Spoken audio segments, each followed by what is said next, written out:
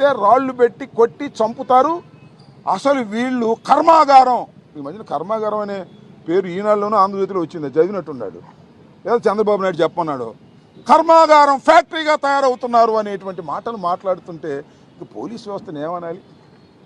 ఆ ప్రవీణ్ గారు ఇంతకుముందు ప్రకాశం జిల్లాలో ఎస్పీగా పనిచేశారట.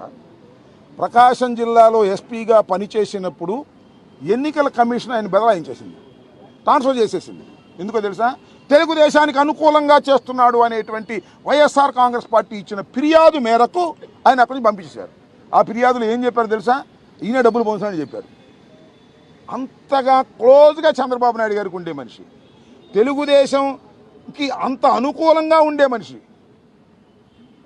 కాకి బట్టలు వేసుకున్నాడు కానీ లోపల బన్నీలు గిన్నెలు అన్నీ పచ్చ చేసుకున్నట్టున్నాడు ఆయన మహానుభావుడు. నాకు తెలియక అడుగుతా, ఏం మాటలు మాట్లాడుతున్నాడు? మీ డ్యూటీ మీరు చేయండి.